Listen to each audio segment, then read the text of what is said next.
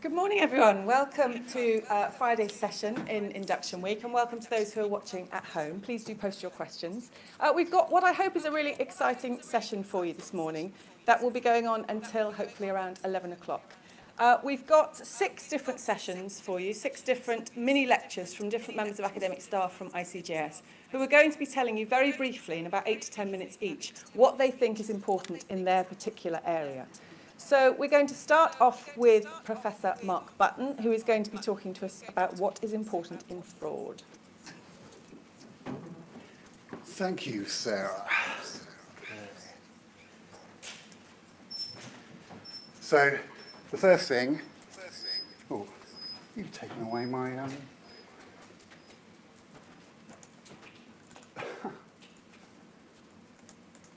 I had animations.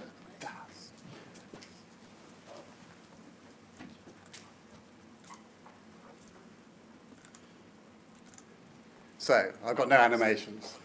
I was going to have size matters and it was going to get very big. Because the first thing that matters in fraud is it is the biggest crime there is. We know that now because the government has finally changed the crime survey for England and Wales. We didn't used to ask a question, have you been a victim of a fraud?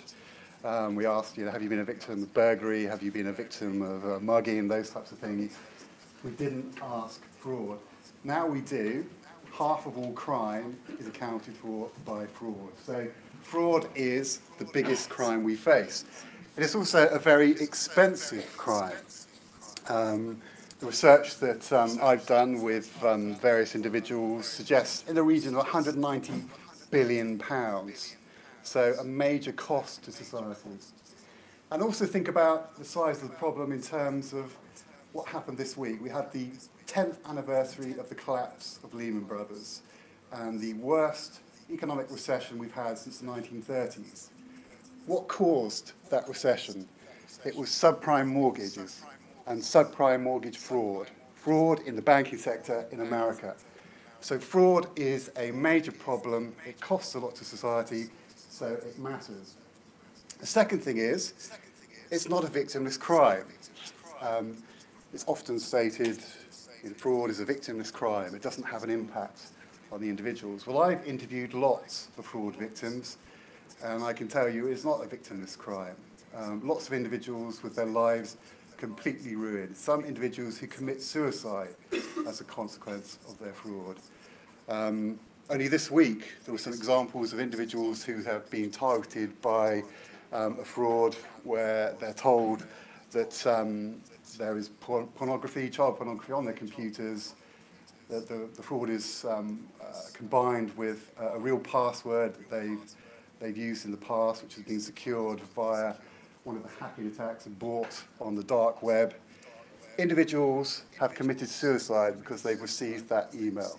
So it's not a victimless crime. It has severe consequences for individuals. Then we have the very interesting nature of fraud. My colleague's going to talk to you about many aspects of what is largely the public criminal justice system. Those of you who are here who come from the fraud sector will probably know this already. The criminal justice system accounts for a tiny proportion of dealing with fraud. There are many, many other routes to dealing with it. What's the largest police force dealing with fraud in the country? Well, it's not the City of London Police or a section in the Metropolitan Police. It is the DWP, Department for Work and Pensions. They've got several thousand fraud investigators. And they use lots of very interesting measures to deal with fraud. But they're not the only different organisation engaged in the policing of fraud. You have lots of insurance companies, lots of banks, lots of private investigators, you have lots of regulators. It's always very interesting to me that you get some quite horrific frauds. Solicitors, for instance, who have defrauded their clients of several £100,000, not being dealt with by the criminal justice system, not being sent to prison, but regulated and dealt with by the solicitor's regulatory body. Struck off. Is that fair? When we think about someone who engages in shoplifting or burglary who ends up in jail. You get a solicitor that steals several £100,000 of their client's money and just gets struck off. So fraud raises all these very interesting questions that I'm afraid most of my colleagues' subjects don't. So the pluralisation and the privatisation of this area makes it an incredibly interesting subject to deal with. And then finally, the gap. You will find dozens and dozens and dozens of active researchers in this country researching all of their subjects. Okay, there are dozens and dozens of papers published every year. But with fraud, for some reason, apart from maybe cybercrime, and that's probably starting to change it a bit, there aren't that many academics interested in it. There's a handful of us in the world. And that gives you many more opportunities. There are chances for you to research the subject and perhaps get published in the subject because no one else is actually looking into the subject. So for all of these reasons, I think fraud is the most important subject. And I will end there.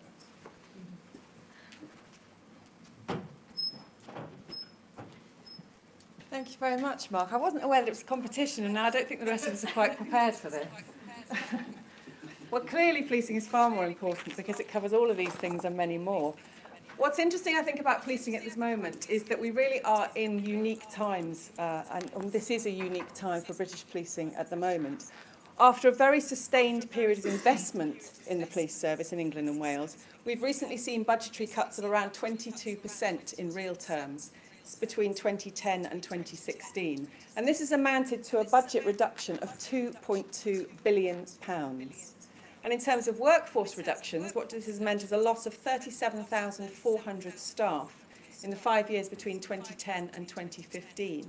And that's a 12% reduction in police officers and a 20% reduction in police staff. What's interesting about these massive reductions in budgets and in staff themselves is that both the coalition government and the Conservative government that followed them have both argued that actually the police have seen an increase in funding during this time. Unsurprisingly, these claims have been rebuked by the Statistics Authority, and on both times that the Coalition and the Conservative have made these claims, they have said that actually, as we all know, there has been a decrease in funding rather than an increase. Additionally, and recently, we've seen a report published by Her Majesty's Inspectorate of Constabulary into the efficiency, effectiveness and legitimacy of the police service, and they have highlighted a deep red warning flag over various aspects of policing, including, worryingly, investigation and neighbourhood policing. And apparently the Metropolitan Police have been described by the Commissioner as nearing financial breaking point. Now, one reason for the concerns about police funding relate to an increase in both the complexity and also the demands that are being placed on the police service at the moment. And what we know about crime, and we were discussing this with the new students on the distance learning degrees yesterday, what we know is that crime has been falling quite dramatically in some cases since the mid-1990s and now remains relatively stable. But what the data hides amongst that is the enormous variation that we've seen within separate crime categories and also the emergence of new forms of crime that we've previously not taken account of.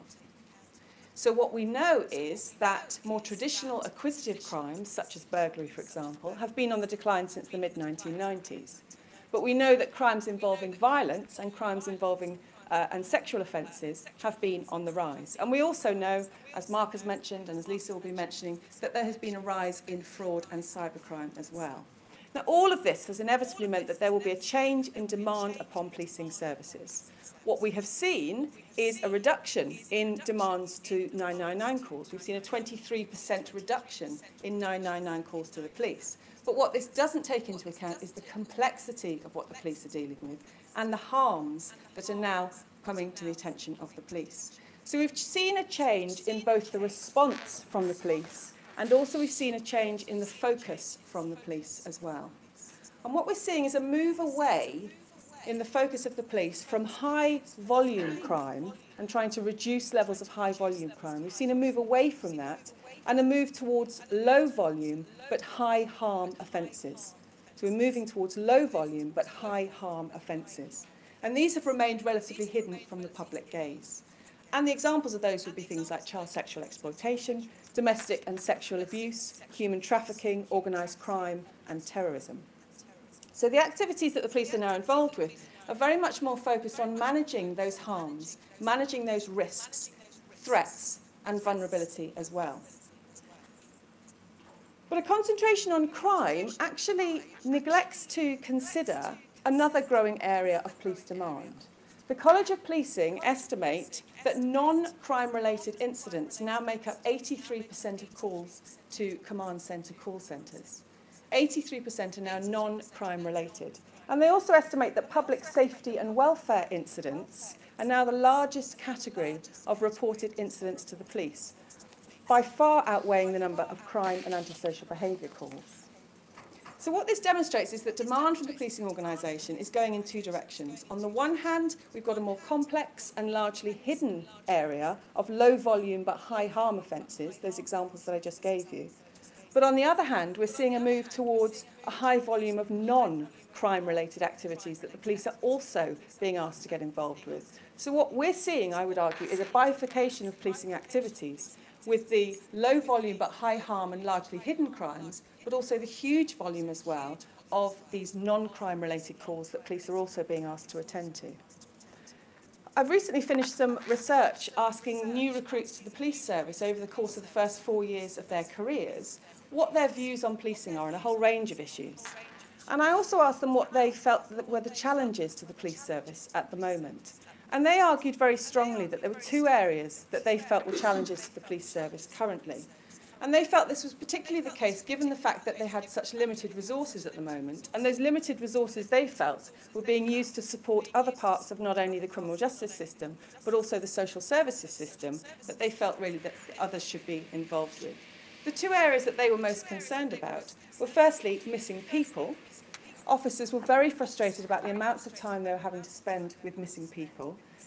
They understood the concerns about sexual exploitation that is connected with missing people, but there was also a frustration, really, that required the statutory reporting of missing teenagers, particularly older teenagers from residential care, when there were no risks attached to it, when they were just late home from an evening out. Apparently, according to the National Crime Agency, that type of work has increased 25% over the last 5 years.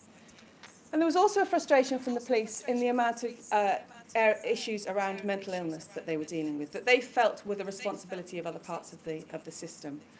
Research estimates that 20% of police officers' time is now accounted for by mental illness. And that rises to 40% if you include vulnerable people more generally. And this is a concern of HMIC in particular, and Tom Windsor, the Chief Inspector of HMIC, is regularly talking about the police now being used as the first resort for mental illness rather than the last resort.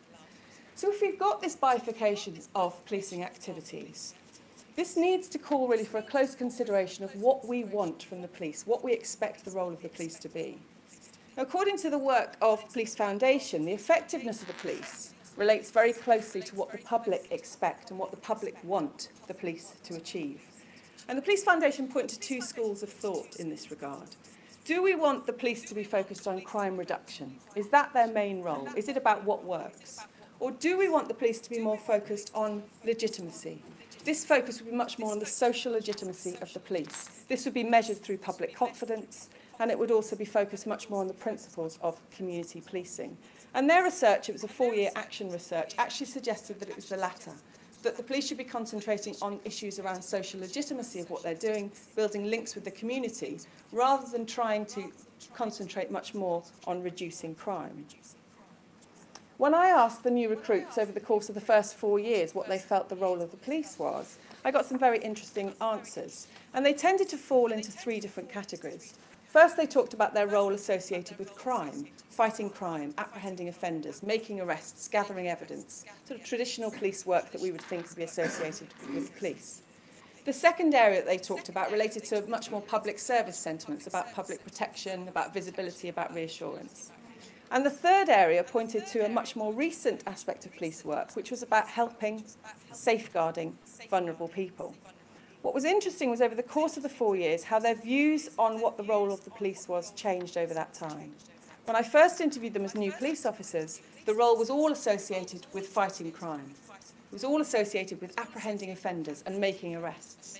But by the time I spoke to them after 4 years in the job, 85% of the statements that they made about what their role was concerned about related to vulnerability and safeguarding. This had only been 16% in the first few weeks when I spoke to them, but went up to 85% after 4 years. So much of the role, particularly of new recruits to the police service, of younger constables in service, is around these issues of vulnerability and safeguarding.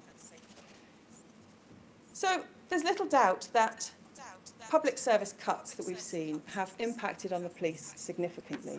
This bifurcation of policing activities calls for a sort of better understanding and a clearer understanding of what we need to do about the police role and what we want the police to do. As I said, the Police Foundation talked about those two different roles. Is it about reducing crime, where the police really are being asked to win an unwinnable war, which is get rid of crime, and they're being asked to do it with pretty unworkable tools, which is the power of arrest? Or actually, are we asking the police to do something different? Are we asking the police to concentrate much more on their social legitimacy? And what the procedural justice literature tells us is that actually what's important to the public is not necessarily the outcomes of the justice process, but it's the processes and the legitimacy of the processes that take place that lead up to that. And that would mean viewing policing in a different way, in a much less quantifiable way, but actually looking much more about public opinion and issues around that. So a change in focus to look at the more social and cultural aspects of policing would require a whole change of thought, because it's not something that the police service concentrates on, and it's not something that the government concentrates on. And that, I suppose, is a challenge for both. Thank you.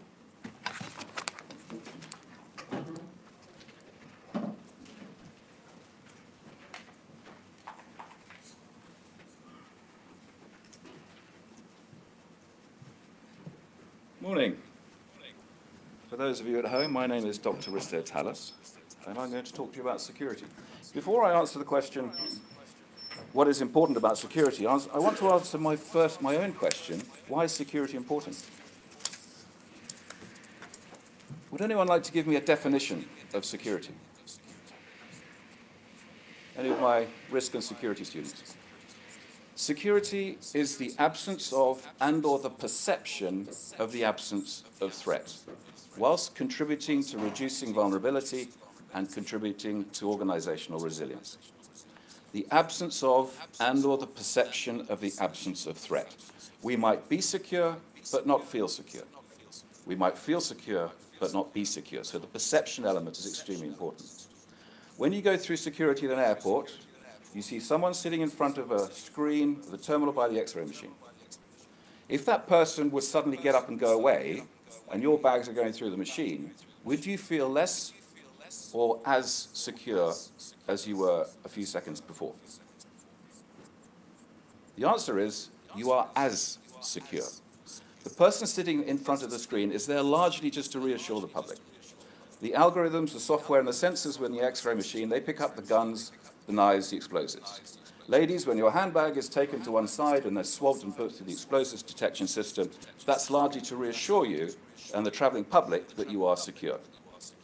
So one of my friends works for L3 that makes these X-ray machines. What the software does is every now and then puts a fake gun into the luggage. And the operator has to click on the fake gun to show that they're still awake. If they miss one or two of these, then they have to go and take a rest period. So it's largely, you are secure. There are 5 transport modes: road, rail, air, sea, and pipeline. And now, arguably, we can add fiber optic as a transport mode. All of these different elements need securing. Seaports need securing. I saw a report on BBC South Today last night with Kathy Taylor, I think it was, in Portsmouth Port. And she was talking about the impacts of Brexit and how we're all going to have food shortages. Well, how do we manage before Maastricht Treaty? The experts say that every civilized nation is 4 meals away from anarchy. So any terrorist who wants to disrupt our food situation, food supplies, needs to knock out the container terminal in Southampton, Felixstowe, Immingham, and Liverpool. If they cannot, much of our food is imported into this country. If we can't get those imports in, then we're going to be in serious trouble. Today is the 5th anniversary of the Al-Shabaab attack on the Westgate shopping centre in Nairobi. Al-Shabaab took over, and for 3 days they set fire to and killed 62 civilians and 5 soldiers before the 4 attackers were finally killed, with 200 wounded in the process. So this is why security is important. We need to have armed guards. 2 of my new students are former Royal Marines, also privately contracted armed security personnel protecting vessel convoys, protecting vessels through the Gulf of Aden and Indian Ocean. Some of these container vessels that they were protecting contained the smartphones which you're currently using. You have no idea the amount of security which is protecting your smartphones, bicycles, washing machines, whatever, as it traverses from one side of the world to the other, to the next. CCTV in this country is a legacy of the IRA. CCTV is brilliant. I was probably picked up at about 12 camera systems on my way here from my office. But that means that we can also catch and embarrass a couple of Russian cathedral enthusiasts. And I have no idea why they went to see a 123-meter spire, given that it's 42 meters taller than the Bell Tower and the Kremlin. What's important about security? Security must be proportionate, and it must be delivered in a cost-effective way. Finally, how is security related to risk and resilience? If you consider risk in its 3 constituent parts of threat, vulnerability, and consequence,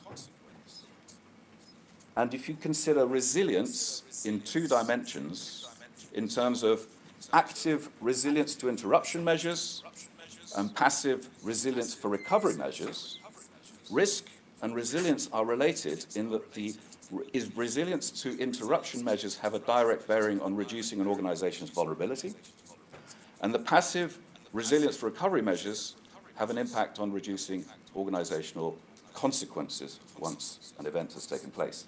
Now, security also has a direct bearing on reducing threat, reducing vulnerability, and assisting with resilience. And that is all I have to say.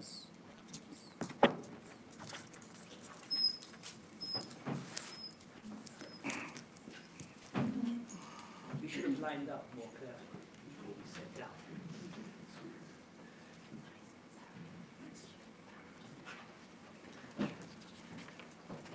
Good morning, people. Nice to see so many of you here. And this works. We're now going to talk about prisons for 8 minutes. I say often to my PhD students, can you do an elevator pitch? Can you tell me in 30 seconds or a minute what's good about your stuff? So I've got 8. So this is a really slow elevator, or a really long one. People, in this country, how many people are in prison? What's the number roughly? Anyone, give us a shout. 80,000. I hear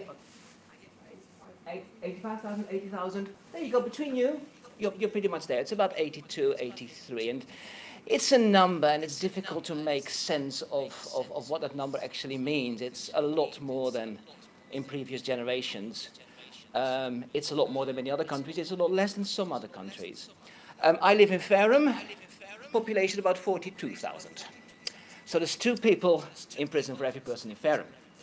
Or the population of Western-super-Mare, if you care. Worldwide, people, how many people are in prison in the world? Anyone dare to give a shout? I have 1 million. Who says higher, who says lower? I have 6.5 million. Who says, okay, people, we have 6.5 million. That's a good marker. Who says more than 6.5? Who says less? I start Brucey, don't I? Who says less than 6.5? It's about 10.5. 10. There you go. Prizes here, people. 10.5 million. We don't know precisely, because not every country is very open with its policies and practices of incarcerating people. They aren't always in prison, but they can be in institutions that are obliquely termed and well out of the way, so we don't know precisely how many, but our running figure is in the order of 10.5 million. That's maybe the population of Sweden thereabouts, Czech Republic. It's a medium-sized country's worth of people looked up. What's important in prisons? I just thought, okay, four keywords: safety, dignity, imagination, hope. Safety is important.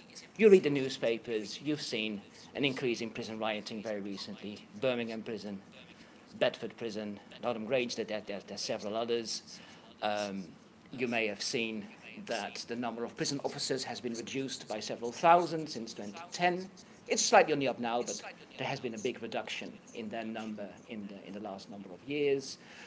Self-harm is up, suicides are up, and overall, prisoners and prison officers feel less safe than they did maybe a decade ago. Safety is a precondition for better things, and it's a moral right. These people are held by the state and therefore deserve care by the state. It's a moral right to feel safe in a state-owned or state-run institution. Next, dignity. Dignity is a fuzzy term sometimes. What is dignity? Well, it's having a degree of privacy. It's having access to bathrooms, showers, having half-decent food,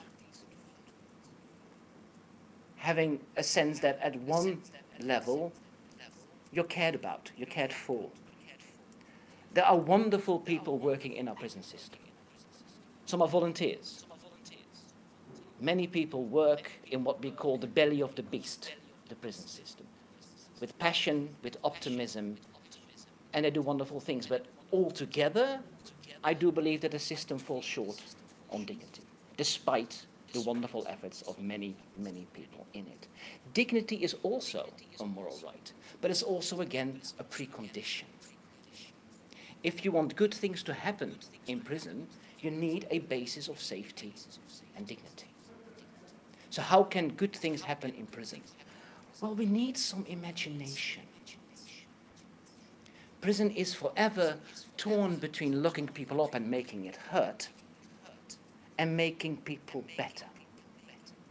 It's very difficult to do that in the same breath. To make sure it's painful and to ensure that people come out thinking, you know what, I'm going to do good in this life. That's a very tall order. We need imagination as to how to strike a balance between punishment, what it is and what it should be, and an opportunity for individuals to improve and have a better shout at life. So where does imagination come from? Well, have a look abroad. This is something my colleagues already get sick about people. I've been to Iceland to do prison research. And I was asked to be treated like a prisoner. So they gave me a room and I did the daily routine and I ate the food and I did everything that prisoners are supposed to do. And, well, that's an interesting experience. And I interviewed anyone who wanted to talk to me at the same time. One of the things in prisons in Iceland, people, is there's coffee on tap. You can just walk to the kitchen and go, and you've got coffee. Coffee is strong. It's rocket fuel. But it's there for you all the time. People think nothing of it. So in the daytime, all being equal, what you always can do is trundle over to the coffee machine, have a coffee. The food's great, cooked by prisoners. Even in high secure, which I wasn't at, but also in open prisons, food is cooked by prisoners, which means shopping, thinking about ingredients, cooking for your fellow prisoners.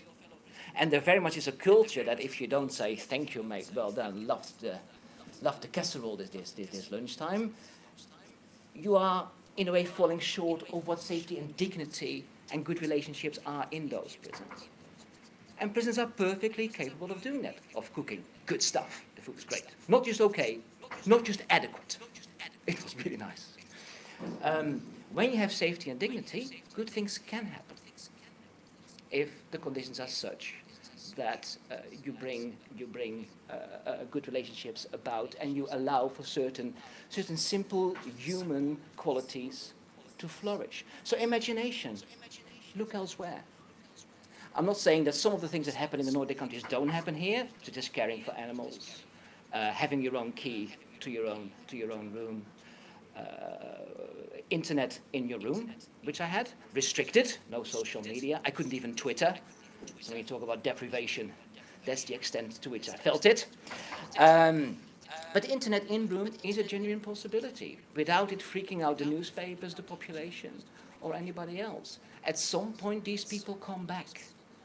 And the phrase I was often told by prison officers is, they will be your neighbors again. They will be our neighbors again. So it's important that they have every fighting chance of getting better. The last one is a word I hesitantly use, but I hope you know what I mean. Hope. Hope for prisoners to think the situation I find myself in today, it can be better tomorrow, or the day after, or next week, or next year. That means that a clear pathway of progression through the prison system is important. From the first prison to maybe closed conditions to maybe Cat B, Cat C to open prisons. The idea that if all goes okay, my conditions, my lot will be better in the near future. So hope within the system. It needs to be structurally available and it needs to be culturally available. It helps with managing prisons. If prisoners believe that if things go well, things get better. It makes prisons damn sight better to manage. And it offers the possibility of things working out in the end. So you need hope within the system, culturally and structurally. And you need hope for beyond the gate. I visited a large women's prison in this country, and I was struck by the anxiety that existed around release. Rather than looking forward to release, there were many women who worry about release. Who is there waiting for them at the gate? Often the last person you wish that would be waiting for them at the gate. So quite often there is a prospect of homelessness, of the wrong crowd, of financial hardship, of having to mend thoroughly broken relationships. Release can be an anxiety-ridden prospect for many prisoners. We need to do so much better there too. The psychological imprisonment doesn't end at the gate. And we need to do much, much more to provide prospects for those who leave a life of crime behind, step into our society again, and find it really difficult to find their feet. So we need hope inside, and perhaps even more importantly, we need hope on the outside. That's what I think is important in prisons. Thank you.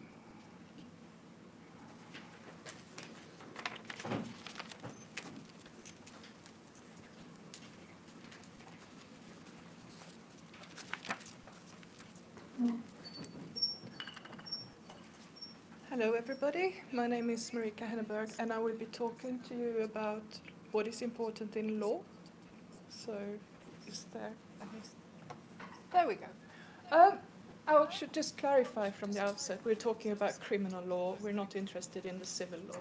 And interestingly, I could possibly summarize what is important in law in one quite commonly used hashtag from Twitter, which is hashtag the law is broken. So, before we talk about why, I want to read you a story of a true case. And through this story, you can see for yourselves how many times the system has failed in one way or another. This is a true story. A 22-year-old man is charged with sexual assault and is due to appear in court the next day. The prison van that takes him is stalled at the gates of the court because the court cells, they are full beyond capacity on this day. This is due to this particular court having to accommodate prisoners from another court located all the way across town, because that particular court had been flooded. The occupants in the prison vans that are queuing at the gates, they sit in their secure 3-foot square sweat boxes from 7:30 in the morning to 3 o'clock in the afternoon. Then they are told that the court won't accept any more prisoners on this day because the day has been long enough for those administering justice. But the lawyers, they won't be paid for having waited all day without even having seen their prisoners. The prisoners will have to spend another night in a cell without actually having had access to their lawyer and without having been explained to what it actually is going on. The accused, having never been in court or never been in custody prior to his arrest for this 48 hours before, now faces the return to another prison cell for another prison night. Disheveled and tired, the accused is eventually advised by his lawyer the following day that if he does not plead guilty in this imminent court hearing, then he would face the prospect of a 33% longer prison sentence if he would be found guilty of this offense. But he is still determined to face and fight these false allegations. His friends have told him that the state of the legal aid in the country is so poor that he should try to stay away from using legal aid and pay privately for his defense. In any event, even if he were to go down the legal aid route, because he has a job as a teacher, it would mean that he would have to pay eye-watering contributions to the legal aid authority in order to even have what is virtually a public defender, somebody paid by the state to defend you. So he eventually finds somebody, a legal professional, who can help him. The defendant, he knows that there are text messages between him and the person who the system keeps referring to as the victim, and these text messages are likely to clear him as they tell a completely different story to what the complainant had said to the police. But these text messages, they are not made available to his lawyers even though they ask for them, because they are not considered relevant by the officer in the case. Likewise, CCTV footage that might be able to prove his version of events is buried in the files and can't be retrieved before the trial. It doesn't matter that the text messages and the CCTV footage may aid in his defense. The CPS, they have decided to go ahead with this prosecution mainly based on the complainant's account. The CPS decided that there was enough evidence to prosecute.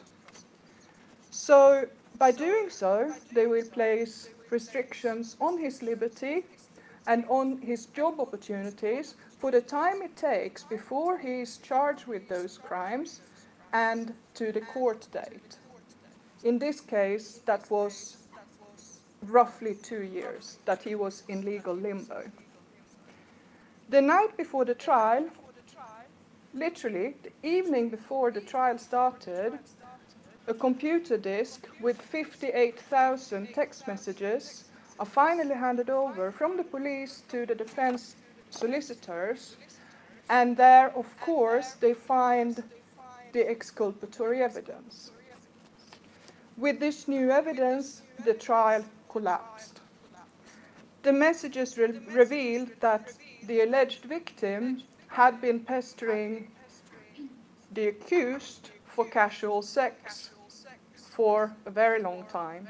But what was even more important here was that the complainant had sent a message to one of her friends saying it wasn't against my will or anything. So despite his acquittal, he was still taxed for his innocence and then faced the prospect of bankruptcy as a result of having been on trial for something he didn't do. This is the Liam Allen case. You may have heard about it, you may have read about it. He was 22 years of age when this all started. In September 2015, he started a degree in criminology and criminal psychology, quite like you.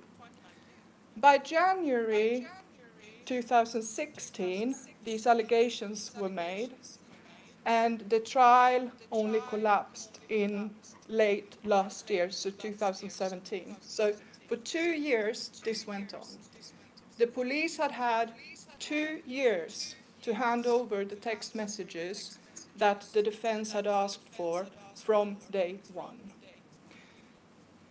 This case is not unique in any way. There are similar cases, cases of a similar nature that happen at a similar time, so there have been reviews. So there's now eyes on this, what we call pre-trial disclosure. The idea that the defense and the prosecution should have access to the same material, because how are you to defend yourself if you can't access the evidence that the police actually has?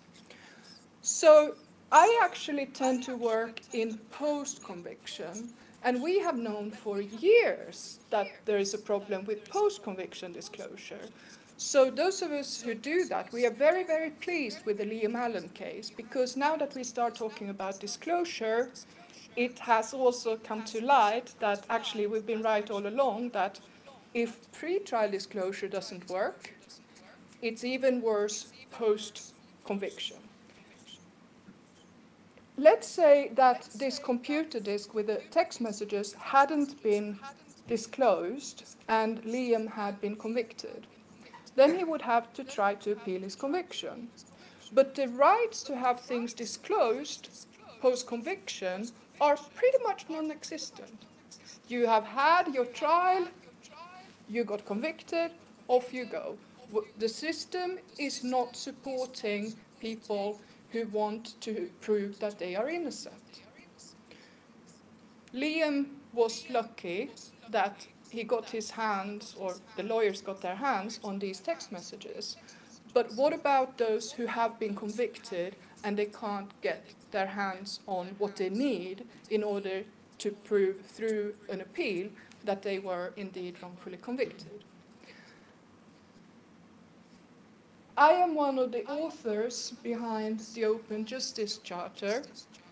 We launched the Open Justice Charter in Parliament a few years ago, and in it we highlight 5 separate areas that are very important with post-conviction disclosure.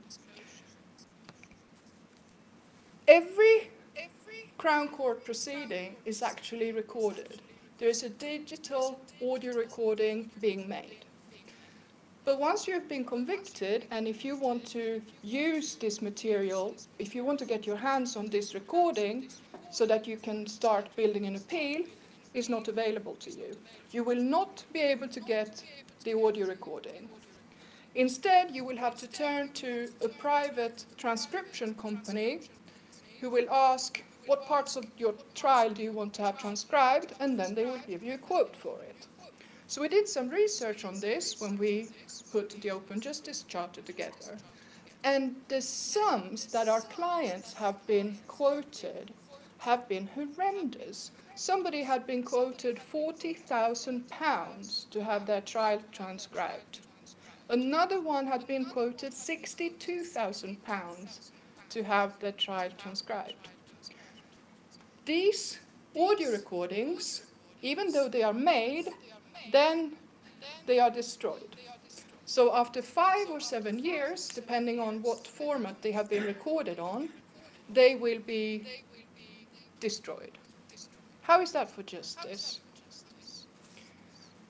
Somebody who has already been convicted will also not have a general right to have access to any physical exhibits, any physical evidence that there might be. There is a now infamous case of Kevin Nunn, which went all the way up to the Supreme Court in this country, where the Supreme Court had to clarify what the law really is. But the bottom line is, yeah, there might be some physical evidence, yeah, it might not have been tested for 20 years, but we're not going to give it to you so that you can have it tested. That is how bad post-conviction disclosure works. It's not only about police documents, which is also a problem. It's not only about court transcripts being destroyed. It's not only about physical evidence, but it's the whole lot which doesn't work. The legal aid system works not well, but it's there pre-trial. Once you're convicted, you don't have the same rights to legal aid anymore.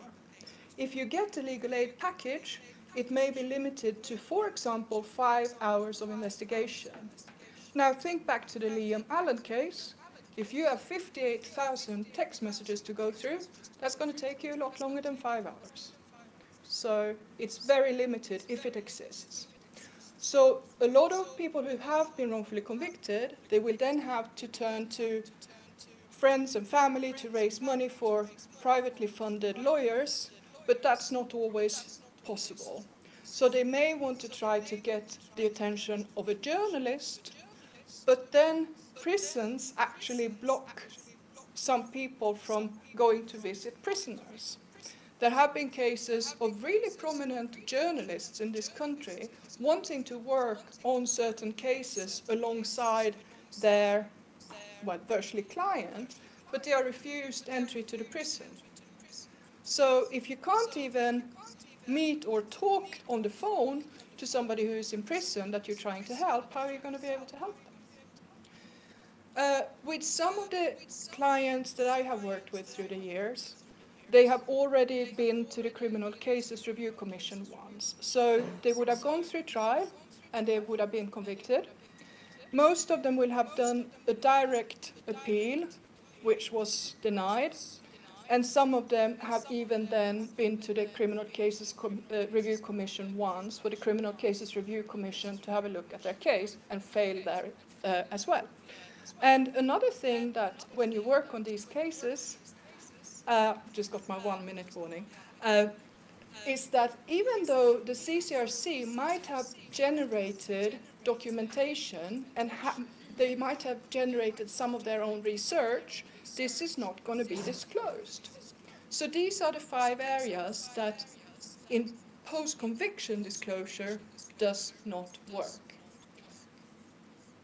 Under the European Convention on Human Rights, there is an article about the right to a fair trial. The case law under this particular article clearly states that there needs to be equality of arms. There should be a fair balance between prosecution and defense. And as we can see with the disclosure, pre-trial, post-conviction, it does not work. Hashtag the law is broken. Thank you.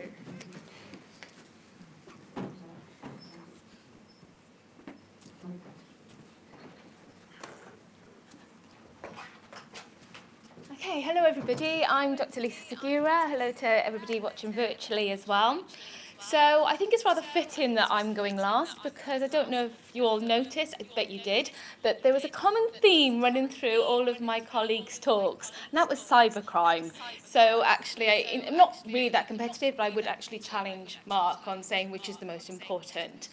But anyway, so cybercrime, I mean, it's really difficult to escape it, to escape this phenomena. It's in the news pretty much every single day. We hear about all of these different threats, some of them very much at the national or international level. For example, there was the recent data breach with British Airways. Before that, we had the data breach with Ticketmaster, TalkTalk, the Sony PlayStation hacking scandal, and also the WannaCry ransomware that sort of took down the NHS temporarily. So, you know, it's pretty much a predominant thing at the moment that people are experiencing. It's so dynamic and it's rapidly shifting. And the problem is trying to conceptualize it. Now, I'm not actually going to go into the intrinsics of that today. That usually takes at least a full lecture, and I literally have 8 minutes, so I need to make sure I condense it. But it's about thinking that actually this is this umbrella term, and actually what fits within it are so many different offences and activities, and even deviant behaviours that might not necessarily have criminal legislation attached to it. And so, of course, you know, this is why it's so important. It covers so much. And actually, what Mark said about the crime survey in England and Wales, yes, it's a great thing that now finally we have cybercrime within it, but it's still really much focused on the financial, economic crimes. It doesn't really take into account interpersonal harms as well. So there's still that very much that dark figure of crime that we're not addressing as well. So what I've done today is try and focus my talk on some key areas. So, like I said, it is rapidly shifting, it is constantly changing, but in terms of priorities, which are seen as strategic areas of focus for law enforcement at both national level and sort of European level, so our own sort of National Cybersecurity Centre and Europol, these are seen as some of the sort of key priority areas. That's not to say that that's all cybercrime is about. So to begin with, the cyber-dependent crimes. Now, these are very much the types of offences that could not operate without technology, without the computers. So they didn't exist before we had the internet, before we had digital technologies. And that's opposed to the sort of cyber-enabled crimes, which pre-existed and continue to coexist alongside the technology. So when we think about cyber-dependent crimes, these are the sorts of innovative technological crimes that really make the news headlines. You know, it's the sort of hacking, things involving malware, malicious software, it's all of those sort of data breaches. And it's not just about getting to finances, it is about information, because nowadays information is so valuable, it actually has that monetary value as well. And that's what we're seeing more and more, is the cyber criminals that are sort of targeting people's information and data. And there are many types of different malware, and they can complement each other when performing different attacks. Now, so I'm going to get a little bit technical. Some of these types of malware include things like botnets. The way I think about botnets is like a sort of group of zombified computers. So as users, we might not realise that our computers have been infiltrated, and they all sort of communicate to each other and send out viruses without the user's knowledge. So it's creating a sort of network of devices that are infected, and it can gain sort of illicit remote control then of other devices. It's like this army then of network computers going out there spreading these viruses unwittingly to the knowledge of the users. Then there's things such as rootkits, which are collections of programs that enable administrator level access. So basically then that would allow cyber criminals to gain privileged access to systems and computers, so it's getting through with a sort of password and obviously be able to sort of access lots of important information and take over that. Then there's malware such as worms. So essentially it's like a worm, and it's because it's replicating itself over computer networks, and it's just free basically. It's going off its own accord, performing this sort of malicious function, spreading viruses without guidance.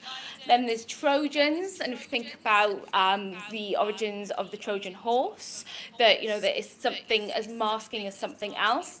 So it's something that's embedded within a legitimate piece of software, but it's got malicious purposes. So it can steal data, it can delete files, and it can perform denial of service attacks. Now, denial of service attacks are essentially where lots of requests to go to a particular website, they basically flood in the website with lots and lots of different requests. So essentially it shuts it down. So it's not accessible then to anybody else because of the amount of traffic then that is being sent to that particular website.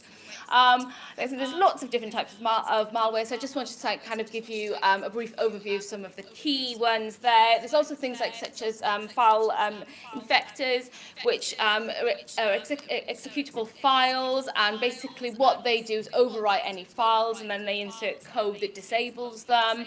But that's just some of the sort of key things in relation to cyber-dependent crime. Now, the second area is online child exploitation. Of course, child exploitation is, is a very serious problem. That is something that pre-existed the technology, but has been shaped and transformed in new ways, along with it. Child exploitation refers to the sexual abuse of a person below the age of 18. It also relates to the production of images and the sharing of those images. And then when you get the online dimension, it's the sharing of those images online. So it's constantly evolving, and it's shaped by developments in technology. one of the sort of most recent concerns is that of live streaming, and we see that that's something that is obviously there's a sort of new dimension to this pre-existing sort of really quite serious issue. I think Sarah referred to child exploitation as well, so we can see how the technology then is exacerbating it, is taking it to a different place, places that law enforcement wouldn't necessarily have thought of before, and are trying to sort of run alongside to try and think about responses to it and how do we deal with that, because the reach, the damage, the harm that is exacerbated by the technology is on an unprecedented scale, and it was unforeseen. So what's happening is that with the sort of growing internet coverage, it actually, saying that it's such a big deal about technology, there's still less people online in the world than there are actually online. But obviously, the way that we are promoting the technology and encouraging everybody to get online, which is a fantastic thing. I'm certainly not trying to say to anybody, you shouldn't be online, you shouldn't use technology. Absolutely should, there's benefits to it. But there also come these risks alongside. With more and more people that are using it, there's more and more risk and vulnerability alongside it. So as we've got more and more people coming online, and we've got more and more streaming solutions and sort of pay-as-you-go options, and the fact that people can remain anonymous as well online sort of all adds to this issue of what is happening in the area of child online exploitation. And also what we're seeing as well is that this is getting more and more profit driven as well, that that actually this is seen as a business, and it's not, it's associated predominantly with the dark web. For those of you that don't know, the dark web is a subset of the deep web as opposed to the surface web. Surface web is anything we can Google, it's anything that's indexed, you don't need any passwords or anything to look at it, you can just see it as you're online. The deep web are the sort of protected parts online. So anything with a firewall, anything that needs a password to get in. You wouldn't just want your banking information available to anybody else. So that's what's on the deep web. That's the largest section of the web.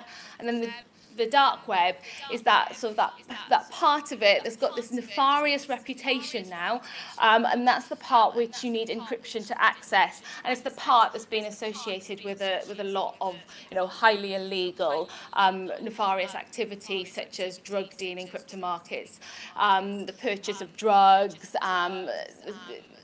hitmen, but also that's where we see a lot of sort of child online exploitation, and certainly the sharing and distribution of images, and certainly now this notion of live streaming that is sort of moved into those arenas as well. In relation to payment fraud, a little bit of crossover with Mark's area. So this is essentially a low risk, high profit criminal activity. This is where we are seeing the largest numbers of people affected. This can be split into two distinct types of categories. So there's card not present fraud, which that's essentially what's happening online. That's where people's card details are being breached. It's not in person, it's wherever your card details are, and you use something, you pay for something, and there's been some sort of hack. And then obviously criminals have got access to your card details. And then there's card present fraud, which blurs those sorts of boundaries of being on and offline. So card present fraud is where your card can get physically copied, and then those details then are being sold on the dark web. Actually, it's not just on the dark web. There are what's called carding forums, which are readily available. Not that I'm encouraging anybody to go and have a look or try and buy any, but they are there on the surface web, the open web as well, where just all these card dumps are just there, readily available. But there are ways of checking as well to see if your data's been breached, so don't panic. What we're seeing is that this is a huge growing phenomenon, huge area, involving sort of data stealing malware, some of the types of malware that I spoke about first of all in regards to cyber dependent crimes, but also via social engineering tactics as well, where people are unwittingly handing over their information. Now, social engineering nothing to do with having computer skills. It is basically psychological manipulation. It's getting people to give you information to do something that ordinarily they wouldn't. You've just been very, very clever and managed to extract some information from them. So, there's a lot of that going on as well. You probably might have seen adverts, I think Barclays do one, where there's a phone call and they say, you need to give over characters 3, 4 and 6 of your password, and the person does it. And then there's, oh, sorry, I didn't hear that. Could you give me your password details for 2, 7? And so basically, they're going to get all of the password then off you. And because this, I mean, yes, there is a technological element, but it's very much the person that's doing it, and it's the person that's behind it. And I think that's something that's very important in cybercrime too. Essentially, given that sort of very brief sort of overview of some of the core areas of interest in cybercrime at the moment, some of the strategic areas, I think I wanted to turn the sort of focus of this talk around, which was what is important in cybercrime, to actually, the importance of cybercrime, really, and how it infiltrates through everything. And I would specifically argue that pretty much all crimes pretty much have a digital element that is intrinsic within it today. Thanks. Thank you very much, Lisa, and thank you to all of my colleagues. I think there's some really interesting presentations there. What I'm going to suggest now is that we have some questions from the audience. So the panel are going to come up and line up along here. So start thinking about some of the questions that you might have for them. I'm going to start off with a question. We've got questions as well.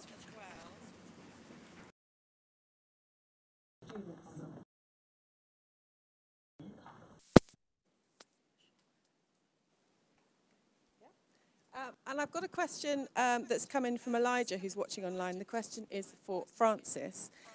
And Elijah is talking about the term correction centres, which is obviously used in some countries, which looks at correcting people's behaviour through punishment and mentoring. And Elijah's asking, why in that case do we sentence people to life in prison?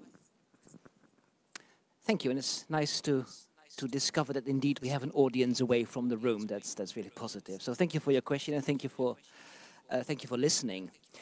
Why do you send people to life imprisonment? You know, in this country there are several thousand people on the life sentence. In my country, the Netherlands, we have a few dozen people on the life sentence. But then in the Netherlands, life then really tends to mean life, and it is very difficult to actually get out before that fateful date. Life imprisonment, it tends to be, and it usually is justified by referring to public protection, which can be a very legitimate argument in a relatively short term. Our prisoners are getting older. If you look around on wings of big prisons now, you may see a cell with a nurse sitting outside. You may see a cell with an oxygen tank. Our decrepit Victorian prisons are having to be refurbished to allow for prisoners with disabilities. The public protection argument becomes increasingly less convincing when prisoners are 70 plus or even 80 plus. The argument that life means life has a certain tautological power, that of course life means life. Why would you sentence someone to a sentence that you actually don't expect to be carried out as such? At the same time, there are very old people in prison where the risk to the public simply by the passage of time will have been greatly diminished. We should be very sparing with life, very sparing indeed. Great, thank you very much, Francis. Have we got some questions from the floor? Yes, I will just come over with this if this is okay. Thank you very much for your talk today. I have a question for Dr. Tallis. You talked about the perception of security in the airports in regards to when bag scanning. Where else do you feel that we use perception to make the public feel safe?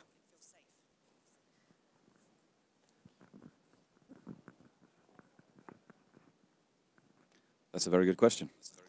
Simple answer, dark alley at night. You might feel very vulnerable going through a dark alley at night, which is unlit, but the crime statistics show that you are actually quite safe. So there the perception really outweighs the empirical evidence. You might also feel very safe at home, and statistically there are a lot of burglaries in the area. So there's the difference between the actual security and the perception of security. Does that answer the question? Any other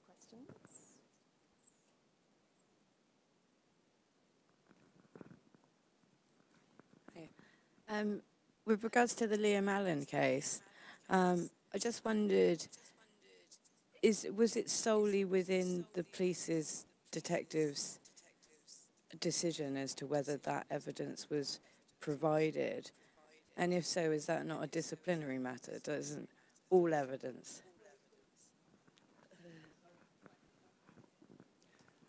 I don't know what the outcome will be from the investigation point of view, whether there will be a review into that particular investigation. But the relevant police force, they did review a lot of these similar to this case to see what has been going on. But you've heard Sarah talk today as well about all the cuts. The finances are not there to do things properly every time, so there will be mistakes made that could have been entirely preventable. Apart from the investigators themselves, there will be disclosure officers, so there will have been more than one person who would have been in a position to say, hang on, we need to hand over these text messages. As far as it was, it didn't happen until the night before the trial. It's atrocious, and it would have been entirely preventable. But with this and other cases that literally collapsed in court, the judges themselves have been fuming because, of course, it is a very, very, very expensive machinery. To let something go all the way to court will have cost a lot of money, and even the day or days that it will spend in court comes with a hefty price tag. So this needs to be done. In the US, in most states of the US, they have open file discovery. So the defense attorneys, they will be able to get their hands on literally everything. We have never had that position in this country, but I hope that at least with cases like Liam Allen, we are acknowledging that something is really wrong and we don't have the equality of arms that we should have. Any other questions? Yes.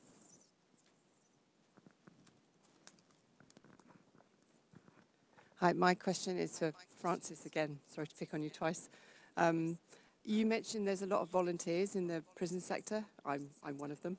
And I'm interested to know what you think about the voluntary sector and the charity sector propping up the prison service in this country, and to what extent that happens in other countries.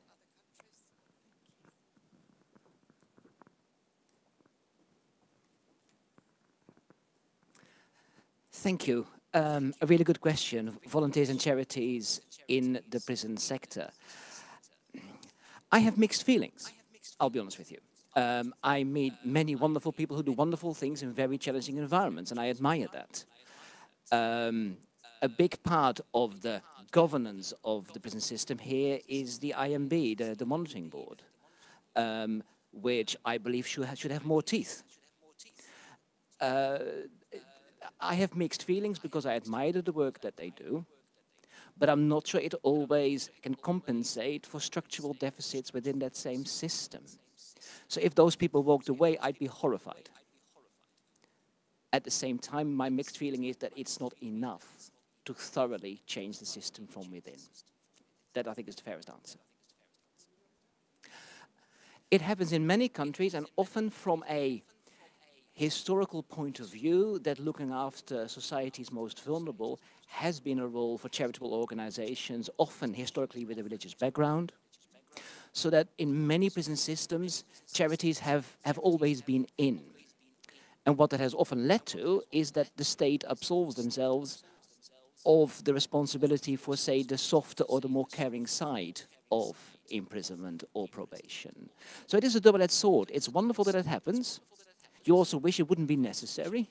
And you wish that people who do good and important work that actually keeps us safe get paid. So my feelings are honestly mixed. I can't come to a resolution either way.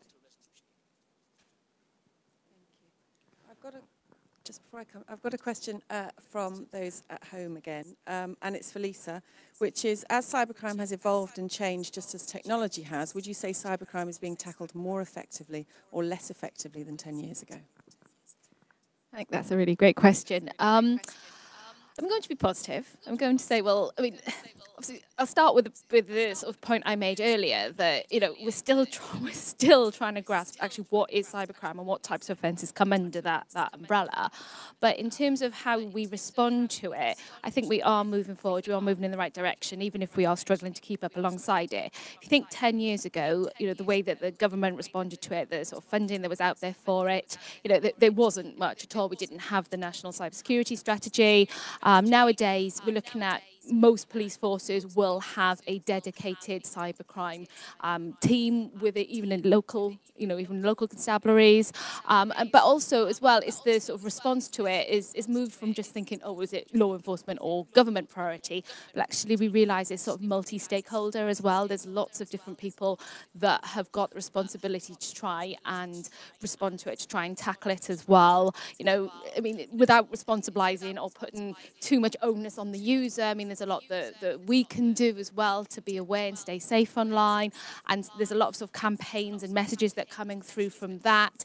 Then you're looking at the platforms, you're looking at different websites, you're looking at the big corporations as well, that they've got responsibility. You know, it's about sharing that information. So definitely, you know, I'm trying to be positive here, that we are moving forward in the right direction. But, you know, there's still so much to do and to understand about it. And it's about making sure that we've got those measures in place and not just sort of sitting back on resting on our laurels thinking, oh yeah, we know everything about cybercrime, because it is rapidly evolving all the time. So those responses have to, you know, keep being reviewed and adjusted in response to whatever is happening out there with the technology.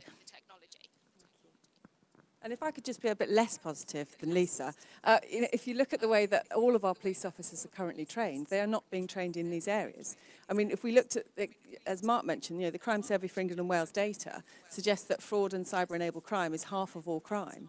Then all of our police officers are currently being trained in how to make an arrest, how to use the radio, how to, you know, how to look through a property, dealing with issues, you know, case studies of assaults that they'll be asked to deal with in their police training. All of these things are very much focused on what crime used to be about, what the concerns of crime used to be about. So if we're going to tackle this better, I think we need to look at right back to the beginning of how our new police officers are being trained, and they need to be focused much more on what 50% of crime is all about. I've got another question from over here. So my question was going to be, with fraud now accounting for half of all the crime, do you see a change in policing priorities around fraud, but also do you see a change in the provision of services like action fraud, which is only capturing or fully investigating a small proportion of fraud that's actually occurring?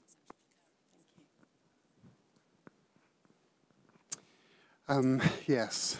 Well, where do I start? I think I don't think we are doing enough. Is my view. There's a HMI report going to come out pretty soon on fraud. My understanding is it's going to be very critical of the police and the priority and the resources they are dedicating towards this.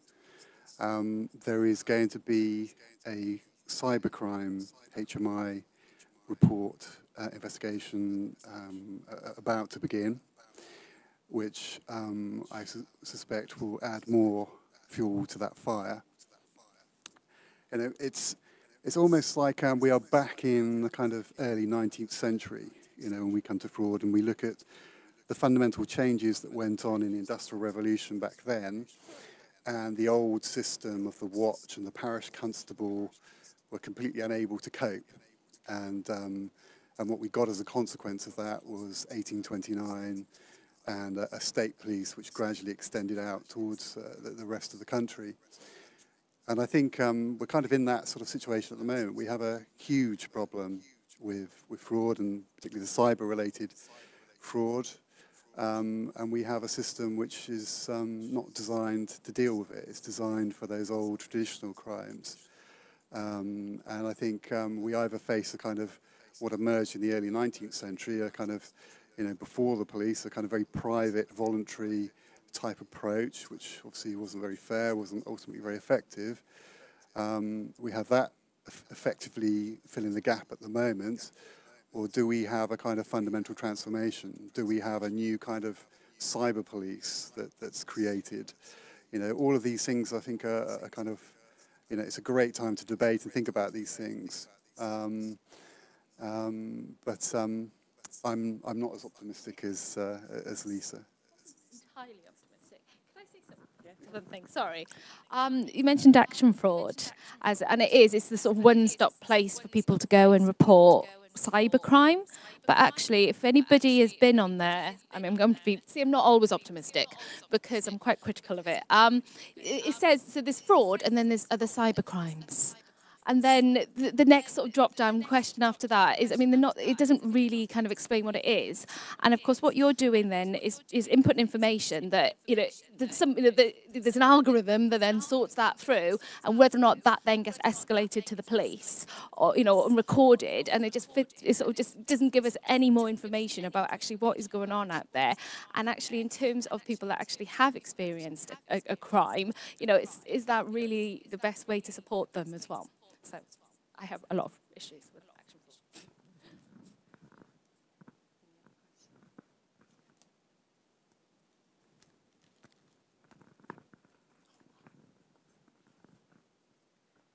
Hiya. This one's for Dr. Henneberg about the law case. I was just wondering if the crime statistics say that now the crimes are becoming lower, how comes the courts are so overcrowded that that person had to stay within that van outside? Are they not, the statistics are saying that the crimes are lower?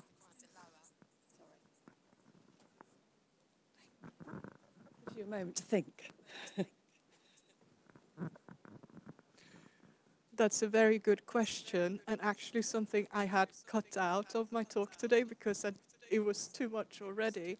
But in this particular situation, what had happened is that there was the one court that had been flooded, and the nearest court to that one, where these prisoners should have been able to be taken to, it had been sold.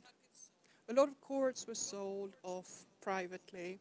This particular court had been sold for £20 million, which is nothing. It was sold to a private developer who was going to turn it into luxury flats, selling for 1 to 2.5 million each. So it was a combined situation going on there, but we don't have enough courts in this country anymore. So you then get all the waiting times everywhere, and imagine queuing outside the court gates in a hot prison van in the summer that we have had. It's hashtag the law is broken. And it comes down from what happens from the moment somebody is arrested and charged all the way to post-conviction. If you look at things individually, there are issues that are broken all the way through, down to we don't have enough courts in this country anymore.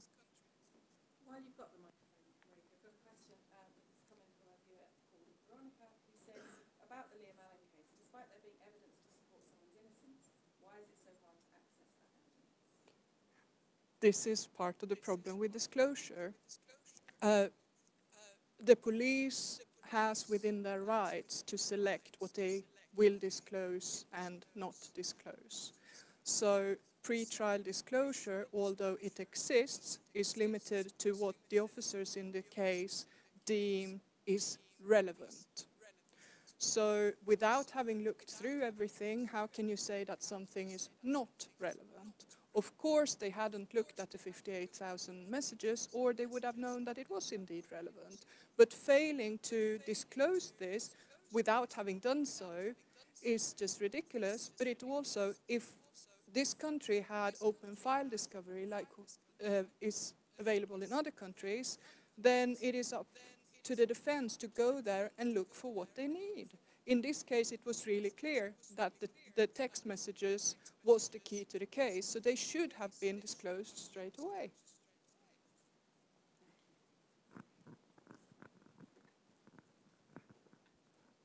It's actually a question for you, Sarah, but you talk about the actual 999 calls reducing. And if you look at some of the reports, especially some of the issues with hate crime, people are afraid to actually report because they know the police won't act. Is that true or false in your opinion? I think that we're seeing an increase in reporting to the police in a number of different areas of crime. So we are seeing where the police are encouraging and where HMIC are encouraging the police to get people to report crimes. So we are seeing an increase in reported crimes around sexual offences and around violent offences. And that's where we have been seeing some rises in those crime areas. And the difficulty is, obviously, with the crime stats is that you never quite know whether there's a rise in that particular crime or whether it's a rise in the reporting of that crime. So we have seen an improvement in reporting to the police, and we've seen improvements in recording by the police in those particular areas.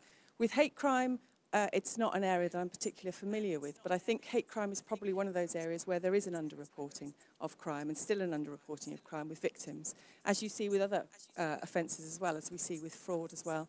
And there's still, I think, some public campaigning that can be done around those areas to encourage more people to report those kinds of crime. But I think, yes, there's huge amounts of crime that are still to be reported and yet to be uncovered. And I think part of that, as you say, is right, is that the public think that the police can't do anything about it. The public are well aware that the police are very stretched. We see constant reports about the police no longer responding to certain crimes, no longer investigating certain crimes. And although the police themselves have priorities around areas like hate crime, that may be something that the public are not aware of. And the other issue, of course, with hate crime is that the public are not always that familiar with what hate crime means, and people might not be aware that they are a victim of hate crime and therefore know that that's something that they can report. And often victims of hate crime are in that category of very vulnerable people who may be not able to access the resources to get themselves to report that to the police. So yeah, a difficult area. Right at the back, I've got a question.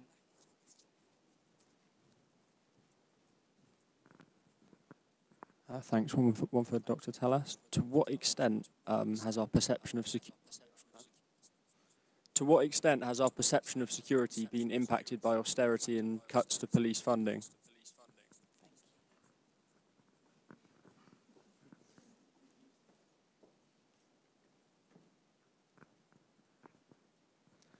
That's a question which, as I'm not a criminologist, I would find quite hard to answer. So I'm going to post it on one of the discussion boards on the new BSc, as I've taken over as leadership of the BSc on risk and security management. I'm going to put that out to my students, and then I'll come back to you in a couple of weeks. Is that okay? To be honest with you,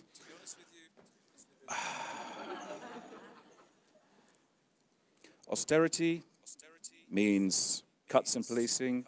How is that affected in people's perception? If you see fewer law enforcement and fewer police on the streets and people aren't responding, then I would have thought that there's a direct relationship between cutting of police numbers and increase in perception of vulnerability. The extent to which, I don't know. That could be an interesting research topic, because there you could be looking empirically at the cut in funding in terms of financial value and an increase in perception of vulnerability. So can you put a number on these things? That could be quite interesting. Yeah, thanks for that. Nice idea. Thank you. I've got another question for Lisa that's come in from Holly. With the cybersecurity skills shortage at an all-time low, what are your thoughts on the rehabilitation of cyber criminals? Okay. I think I'd better sort of put it out there from the beginning that I'm actually involved in an initiative with the National Crime Agency where they are working with youngsters who might be headed on that path. You know, they've been caught demonstrating their technical expertise, maybe doing a little bit of hacking where they shouldn't. So it's basically intervening with them before they go too far down the path and are therefore criminalised and end up in the criminal justice system, and actually trying to harness those skills in a positive way. So they're taken and they're given the opportunity then to work with big organisations, and they get fantastic internships. They even get to earn money, but you know, they get to demonstrate their knowledge and know-how. There is some opposition to that in the sense of, are they being rewarded for bad behaviour as well? But I think it's about stepping back and thinking, well, what's the bigger picture here? And, you know, well, what benefit to society is it if you just criminalize them from the outset, or do we actually try and use them for good? And you know, they can, you know, they could actually be of a lot of use, you know, for national security in the long run as well. So so yeah, I do, you know, I kind of see which way I'm kind of headed on that. So yeah, there is a massive shortage with cybersecurity skills. There's lots of initiatives out there. So for example, the National Cybersecurity Centre, they have they've launched this cyber skills scheme as well, which, you know, people can sign up to, and it's really quite useful. But yeah, there's a massive shortfall in this area. So therefore, this is why I reiterate, cybercrime is the most important area. We need more research, we need more people working in it, more people getting their skills, because it is intrinsic to everything. And on that note, I think, did Lisa win? There's no competition whatsoever. I'd really like to thank you all for your brilliant questions. I'd like to thank the people who are watching elsewhere for their fantastic questions. And I'd really like to thank this amazing panel of colleagues who I hope have inspired you with some interesting things about what's important in their various areas today. Thank you very much.